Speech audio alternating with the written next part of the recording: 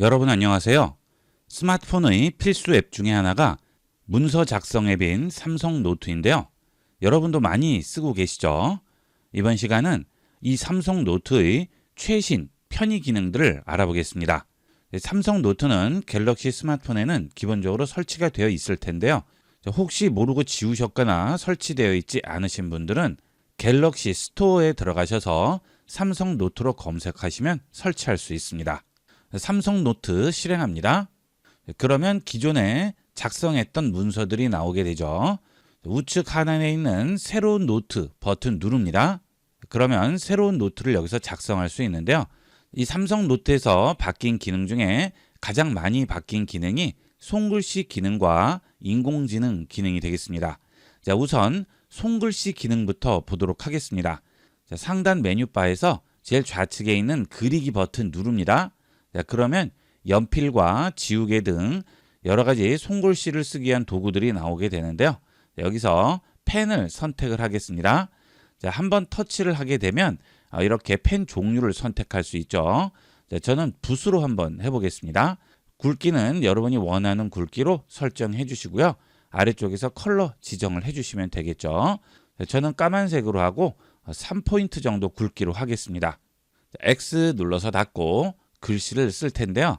자, 기존에는 글씨를 쓰면 그 글씨가 그대로 있었어요. 자, 그런데 이제 그 글씨를 바르게 고쳐주게 됩니다. 자, 상단 메뉴 중에 연필 옆에 A라고 되어 있는 이 버튼을 누르게 되면 설정으로 들어가시면 손글씨 지원 기능이 새로 생겼죠. 자, 스마트 안내선, 줄맞춤, 글자 모양 보정 세 가지가 나오게 됩니다. 스마트 안내선은 손글씨를 쓸 때 안내선이 나와서 글씨를 쓰기 좀 더 편리하게 만들어주고요.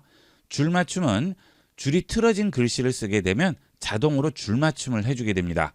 그리고 모양도 기본적인 모양은 보정을 해줘요. 자, 그리고 이 손글씨의 경우에는 미리 언어를 선택을 해주셔야 됩니다. 자, 한국어는 한국어만 인식을 하고요. 영어는 영어만 인식합니다. 어떤 언어로 된 글씨를 쓸지 미리 여기서 지정을 해야 되겠죠. 자, 한국어는 기본으로 설정이 되어 있고요. 우측에 있는 톱니바퀴 설정을 누르면 언어를 선택할 수 있습니다.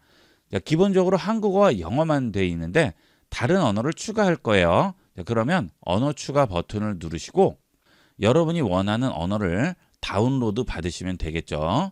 자, 예를 들어 일본어면 일본어 다운로드 받으시면 자동으로 일본어가 설치가 됩니다. 이렇게 해서 원하는 언어를 추가해 주시면 되겠습니다. 자, 이 상태에서 손글씨를 한번 써볼까요? 안녕하세요, 반갑습니다 라고 써보겠습니다. 기존에 글씨를 쓰게 되면 그냥 이대로 있습니다. 그런데 상단에 있는 손글씨 지원 버튼을 눌러주세요.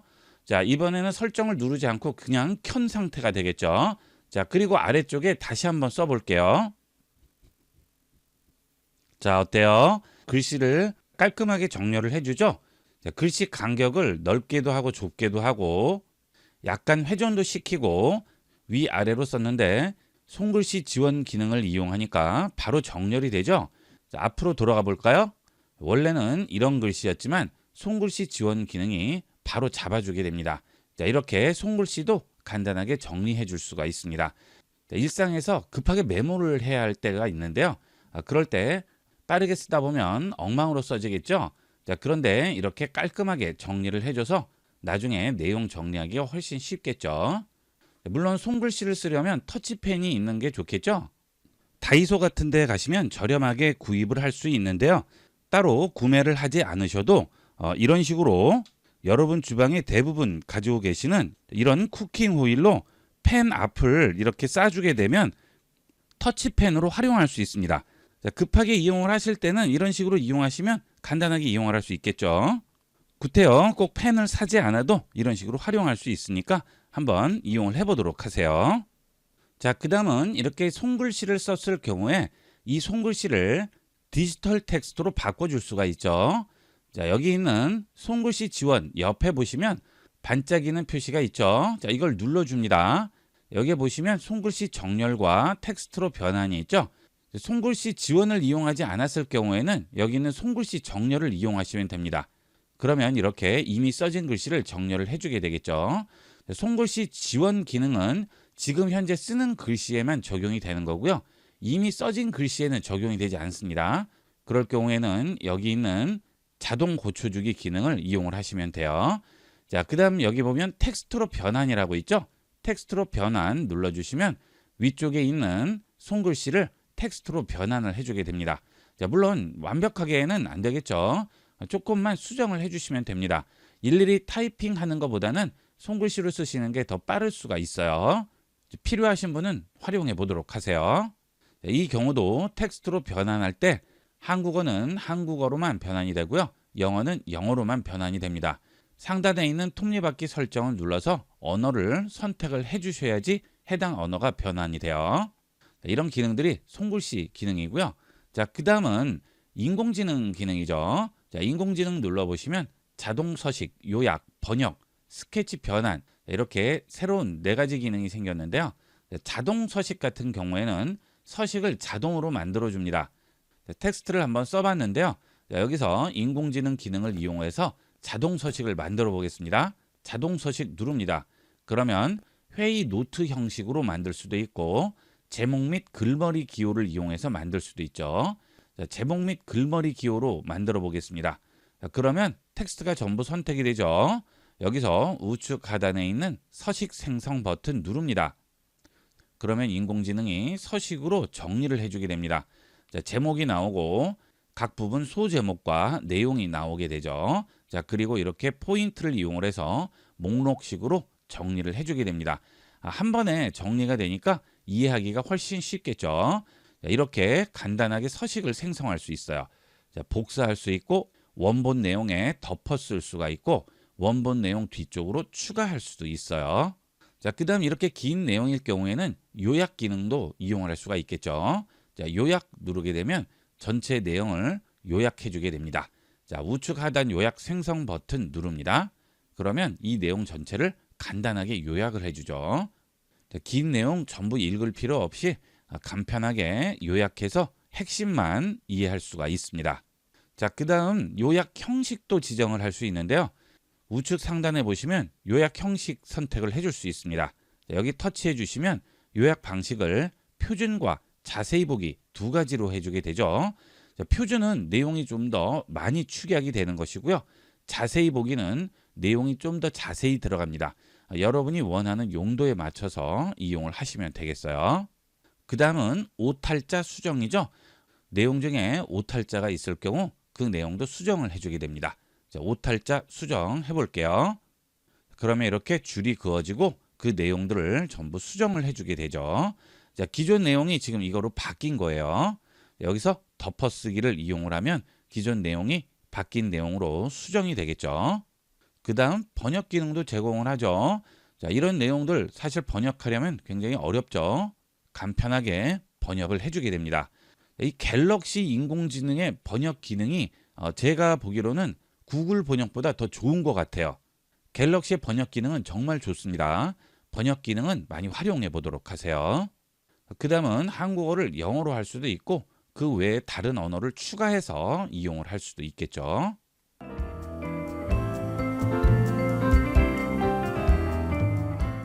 아무리 긴 문장도 터치 한 번으로 간단하게 입력할 수 있습니다. 이번 시간은 터치 한 번으로 20자, 30자 이상의 긴 문장을 간편하게 입력하는 방법을 알아보겠습니다. 메시지 앱 들어갑니다. 자, 그 다음 대화방으로 들어가겠습니다. 이제 여기 있는 입력창에 터치를 해서 메시지를 입력하게 될 텐데요.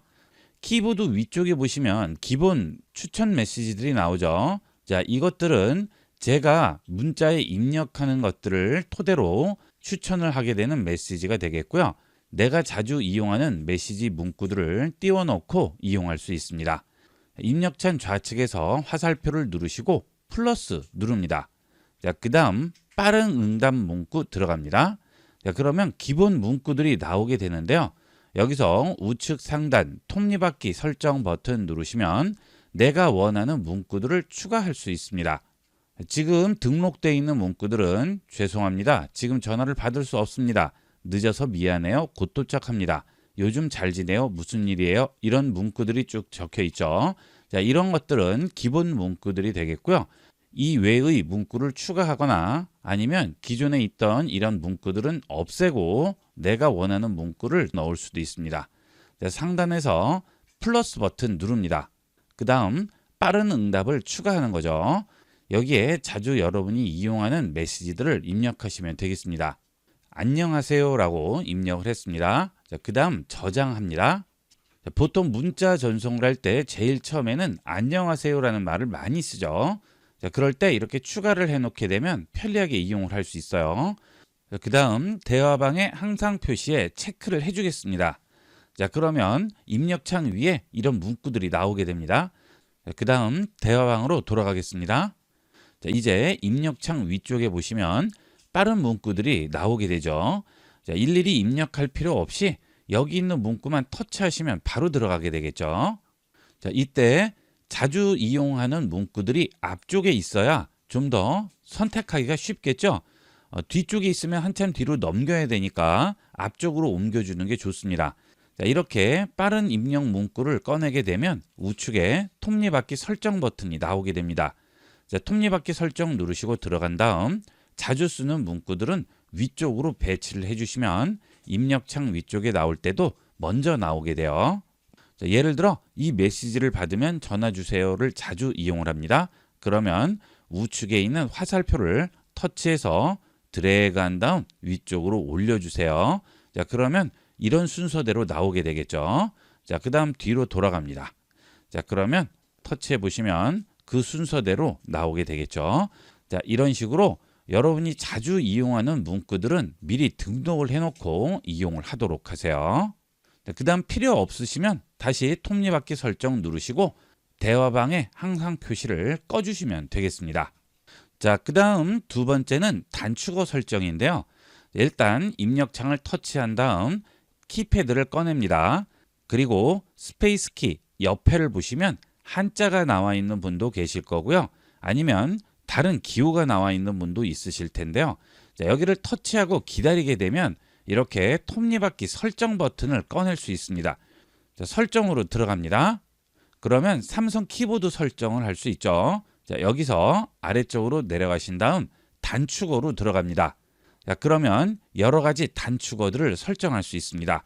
여러분이 메시지로 주로 입력하는 내용들을 보시면 계좌번호라든지 주소, 인사말, 맺는 말 이런 자주 쓰는 문장들이 있을 거예요.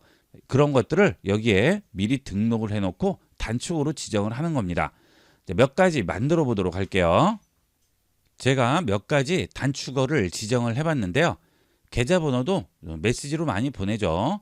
계좌번호는 국민은행의 12345678990이라고 써봤습니다.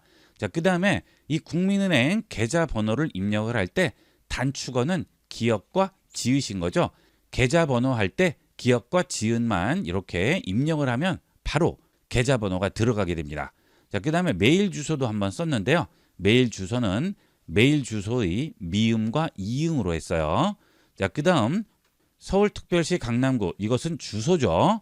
ib교육.com이라고 주소를 입력을 했는데요. 이 단축어는 서울시의 단축어가 되겠습니다. 그 다음 안녕하세요는 안녕의 이응과 니응이죠. 이렇게 설정을 해두시게 되면 그 다음부터 이런 내용들을 입력할 때는 단축어만 입력하시면 돼요. 정말 편리하게 이용을 할 수 있습니다. 그러면 단축어를 입력해 보도록 할까요? 상단에 있는 플러스 버튼 누릅니다. 그러면 단축어와 전체 문구가 나오죠. 단축어는 키보드에 단축어로 입력하는 문구를 넣어주시면 돼요. 저는 지금 전체 문구에서 자음만 따서 넣어줬죠. 반갑습니다를 입력을 한다면 반갑 할 때 비읍과 기억만 이렇게 넣어주시면 되겠죠. 그 다음 비읍과 기억을 입력을 했을 때 쓰여질 문구를 넣어주시면 되겠습니다. 반갑습니다 라고 썼어요. 추가합니다. 그러면 비읍 부분에 들어가 있죠. 이런 식으로 여러분이 원하는 문구를 전부 추가를 해주시면 됩니다. 그 다음 단축어를 지워야 할 경우에는 우측 상단 휴지통 버튼 누르시고 지울 단축어를 클릭을 하시게 되면 체크 표시가 나오죠. 그 다음 휴지통을 한 번 더 누르게 되면 해당 단축어를 삭제할 수 있습니다. 그 다음은 수정을 할 때도 있겠죠. 수정을 할 때는 단축어 터치하시게 되면 단축어와 전체 문구가 다시 나옵니다.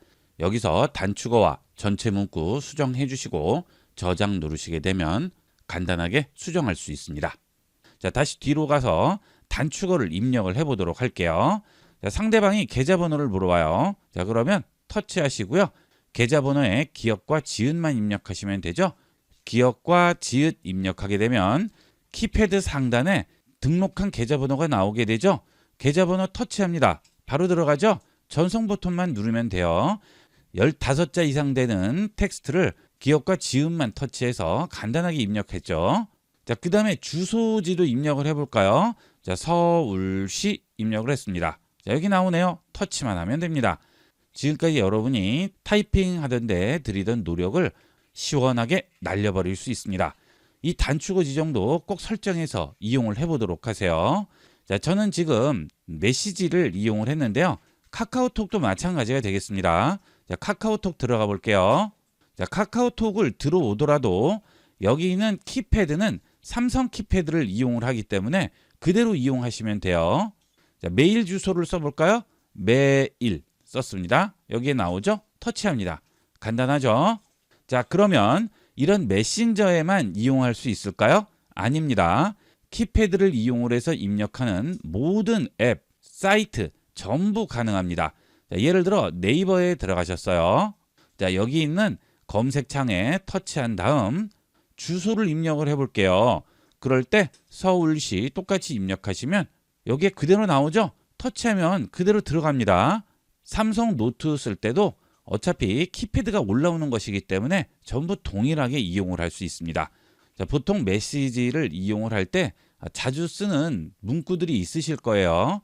사람들마다 각자 자주 쓰는 문구들이 있겠죠. 자, 그런 것들을 미리 이런 식으로 등록을 해 두시면 언제든지 필요할 때 터치 한두 번으로 간단하게 입력할 수 있습니다. 자, 그런데 문제가 하나 있죠. 자, 다시 단축으로 들어갑니다. 자, 만약 겹쳐지는 부분이 있을 수도 있겠죠. 자, 그리고 2자씩만 입력하면 모자라는 경우가 있을 수 있어요. 자, 그러면 어떻게 해야 될까요? 그러면 3자를 입력하면 되겠죠.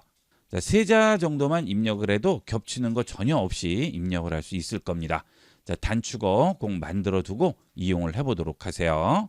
자, 그 다음 추가로 하나 더 말씀을 드리면 텍스트 입력을 하다 보면 마침표를 찍어야 될 때가 있는데요. 그때 스페이스 키를 2번 눌러 마침표 입력 체크를 해주시게 되면 마침표를 따로 누를 필요가 없습니다. 이런 것도 실제 텍스트를 입력할 때는 편리하게 이용을 할 수 있습니다. 자, 다시 뒤로 돌아가 볼게요. 자, 안녕하세요 라고 입력을 하고요.